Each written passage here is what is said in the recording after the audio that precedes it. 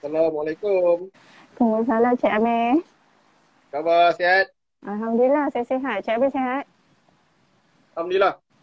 Dah masuk minggu ke-8 Zura kita. Tinggal satu Minggu lagi. ke-9. 9, Ha, tinggal minggu. satu lagi. Okey, kita berkati sesi kita dengan umul kitab Al-Fatihah. A'udzubillahi minasyaitonir rajim. Malik yaumiddin. Iyyaka na'budu wa iyyaka nasta'in. Nota 9. Siapapun kita pada masa lalu, masa kini dan masa hadapan. Okey Zura. Bismillah sebagai mukadimah. Kenapa masukkan nota ni dalam buku pesan buat hati?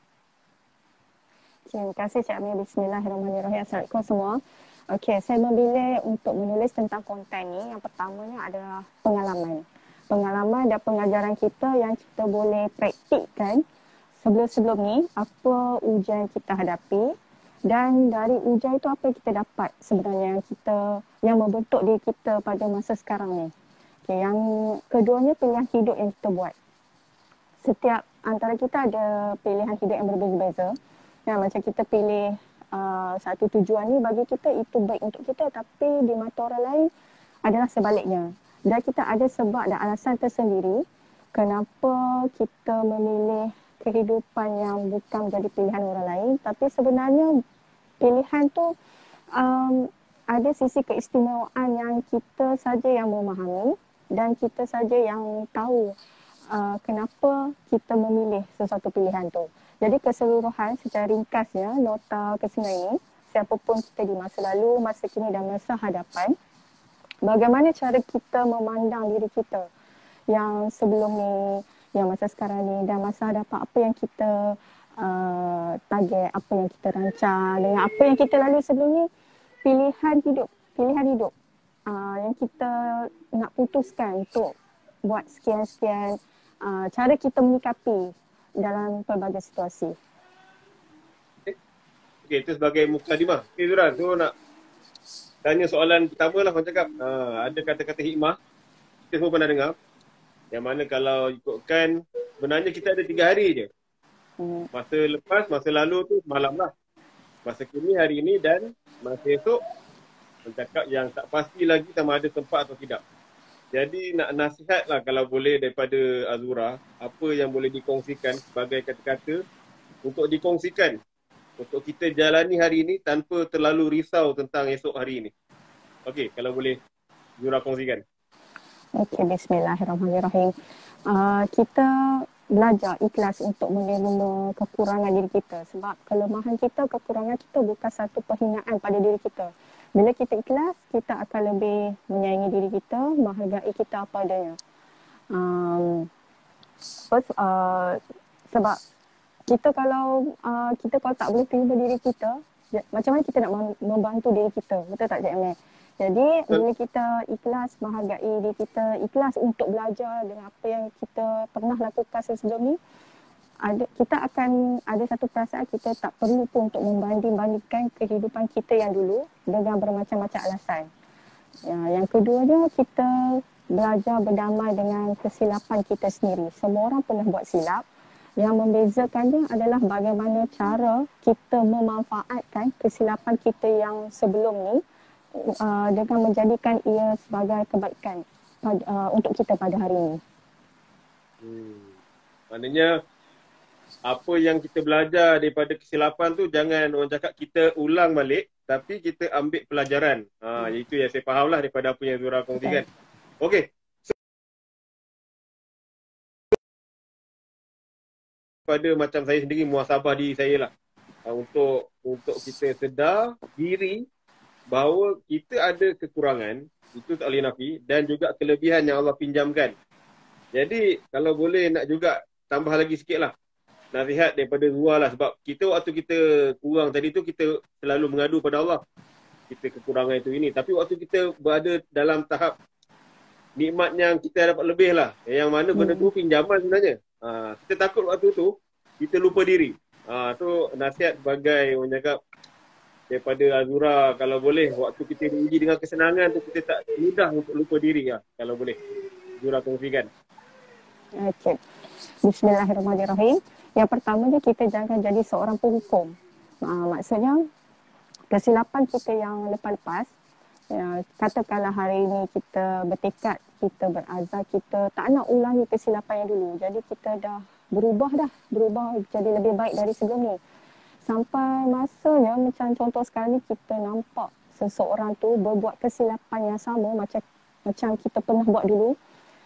Dekat situ Allah nak menguji kita sebenarnya, sama ada kita ni boleh memberi manfaat pada orang tu dengan cara yang betul atau dengan cara sebaliknya. Sebab ada orang yang bila dia bagi nasihat, dia masa yang sama dia menghentam orang tu seolah-olah dia tak pernah buat silap. Sekarang ni pun dah jadi satu trend di media sosial di mana ramai macam tu. Di mana kesalahan orang disebar.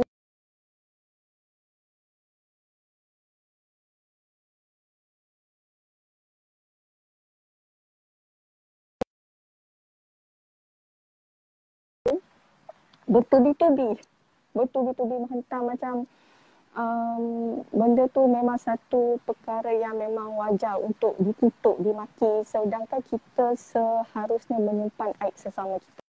Kalau tak ada perkara melalui komen atau pandangan, sebaiknya berdiam. Tapi sebaliknya yang terjadi sekarang ni, aib orang, kesilapan orang dah jadi satu perkara biasa untuk disebarkan. Jadi kita ambil pengajaran satu je, kita jangan jadi penghukum. Kita buat kesilapan yang lepas-lepas, Allah nak mendidik kita sebenarnya untuk masa akan datang, kita jangan semudah menghakimi orang lain. Kalau kita nampak orang tu berbuat kesilapan, apa pun kesilapan. Yang keduanya, selalu ingat Tuhan. Ingat Tuhan, ingat yang setiap apa yang kita buat ada kifarahnya. Baik dibalas baik, buruk dibalas buruk. Dan perbetulkan niat kita buat sesuatu perkara tu, niat kita nak berubah jadi baik sebab apa? Apa pun biarlah orang kata bermula niat kerana Tuhan. Dan yang ketiganya kita kena ingat selalu orang yang sombong ni dia sentiasa rugi. Tak untung pun menjadi orang yang sombong. Apa yang kita ada takkan kekal lama mana pun. Sekelip mata Allah boleh ambil, sekelip mata boleh jatuh, sekelip mata boleh hilang, macam tu je. Punya bahagian ni. Okey tak? Dengar tak? Okey. Okey, saya clear. Dengar. Saya sambung yang tadi ya. Apa yang kita ada sekarang ni tak kekal lama mana pun. Jadi kalau kita nak sombong dengan orang, tak.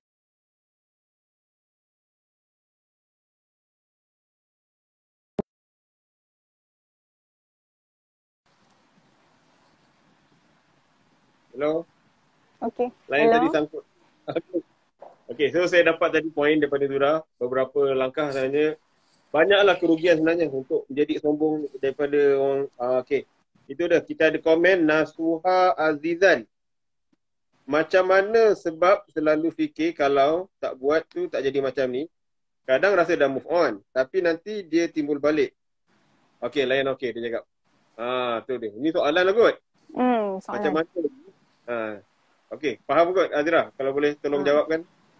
Okey, ni berkaitan dengan urusan hati kita lah kan. Kita dah bertekad nak buat sesuatu. Kan tu contohlah kita nak lepaskan satu keputusan yang kita rasa keputusan tu adalah yang terbaik untuk kita. Tapi masa yang sama kita jadi berat nak lepaskan sebab kadang kita rasa macam kita masih perlukan sesuatu perkara tu. Itu orang kata apa, kebiasaannya lah, bila hati kita kadang-kadang turun. Kan, kadang-kadang rapuh, kadang-kadang kuat, kadang-kadang kita rasa macam kita dah okey dengan keadaan tu, kita boleh handle situasi tu. Tapi hari-hari lain, hari esok, lusa kita bertukar fikiran, kita berubah. Kita rasa kita masih tak boleh nak move on, tak boleh lagi nak lupakan, tak boleh lagi nak betul-betul lepaskan. Satu perkara yang kita kena belajar, setiap apa yang terdetik di hati kita, Allah yang gerakkan. Kita niatkan yang baik, insya-Allah Allah akan tolong. Walaupun ada sisi kesilapan yang kita buat, ada sedikit kekurangan dari kita atau Tak kisahlah yang kita terlepas pandang, kita sengaja lakukan ataupun tak. Dia bergantung pada niat kita sebenarnya. Niat kita apa untuk kita nak buat keputusan sesuatu perkara tu, kita nak lepaskan sesuatu tu, nak move on, niat kita sebenarnya apa. Kalau niat kita bukan, apa orang kata, kalau niat kita bukan untuk buat hidup orang lain derita, insya-Allah Allah akan bantu kita. Kalau niat kita sebaliknya nak buat orang lain rasa tersiksakan kita, itu kena berjaga-jaga. Apa pun semuanya bergantung pada niat. Apa yang kita buat akan datang balik pada kita lah. Okey Zura, sebagai penutup nak minta Zura petik kata-kata dalam nota 9 untuk kita kongsi malam ni. Okey, saya ambil petikan daripada muka surat 199 ayat perenggan terakhir sekali. Okey, siapa pun kita, soalnya bukan tentang siapa yang paling terbaik, tetapi ia menentukan pada siapa yang sejujurnya ingin berubah. Siapa pun kita, soalnya bukan tentang siapa yang banyak bergelumang dengan dosa, tetapi ia memanai tentang siapa yang menyedari untuk memperbaiki kekilafan diri setelah diberi petunjuk berkali-kali.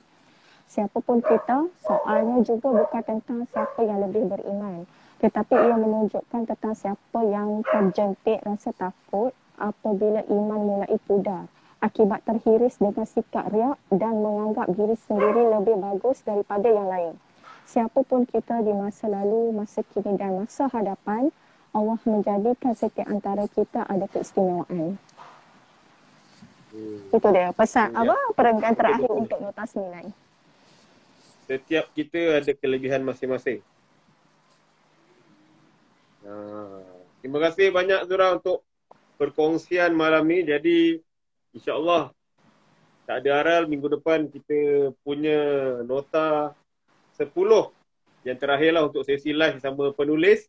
Jadi siapa-siapa yang tak dapatkan lagi buku Pesan Buat Hati, boleh DM Zura atau kami. Itu ada Faiz Ibrahim, nonton setia kita.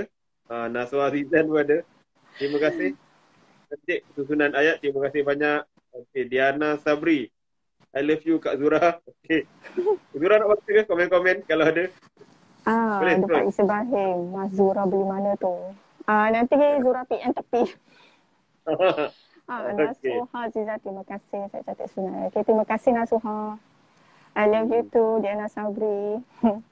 Okay, terima kasih semua. Nota 10. Bukan Allah tidak tahu. Ini tak silap saya judul asal, betul tak Zura? Judul asal. Ni kesimpulan untuk keseluruhan konten dalam Pesan Buat Hati. Nak tahu, kita boleh join untuk sesi akan datang. So, terima kasih semua.